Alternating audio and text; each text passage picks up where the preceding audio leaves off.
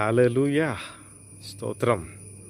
അനുഗ്രഹിക്കപ്പെട്ട നല്ലൊരു ദിവസം കൂടി കർത്താവ് നമുക്ക് തന്നതിനായി ദൈവത്തിന് ഞങ്ങൾ ഒരുമിച്ച് നന്ദി പറയുന്നു കർത്താവേ. സ്തോത്രം. ഹല്ലേലൂയ.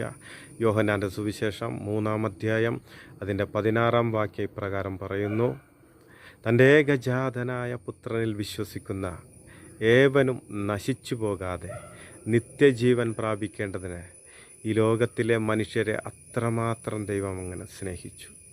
ഹല്ലേലൂയ. ദൈവത്തിൻ്റെ സ്നേഹം എന്ന് പറഞ്ഞാൽ നമുക്ക് നമ്മുടെ ചിന്തകളും ബുദ്ധിയും വെച്ച് അളക്കാൻ പറ്റുന്നതിലും അപ്പുറമാണ്. ഹല്ലേലൂയ.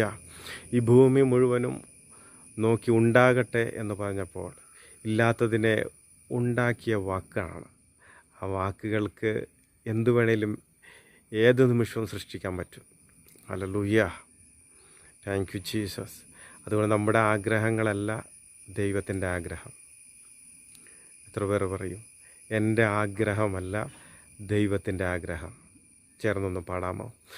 നമ്മുടെ ആഗ്രഹമല്ലല്ലോ ദൈവത്തിൻ പദ്ധതികൾ, എന്നാൽ ദൈവത്തിനാഗ്രഹമല്ലോ ഏറ്റവും നല്ല അനുഗ്രഹം.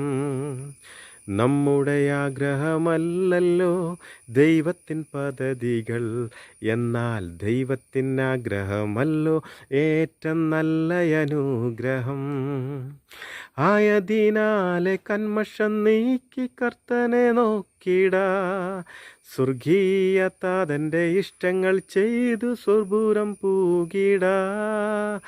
ആനന്ദമേറെയുണ്ട്, എനിക്കാനന്ദമേറെയുണ്ട്, യേശുവിൻ കൂടുള്ള നിത്യത ഓർക്കുമ്പോൾ ആനന്ദമേറെയുണ്ട്. ആനന്ദമേറെയുണ്ട്, എനിക്കാനന്ദമേറെയുണ്ട്, യേശുവിൻ കൂടുള്ള നിത്യത ഓർക്കുമ്പോൾ ആനന്ദമേറെയുണ്ട്.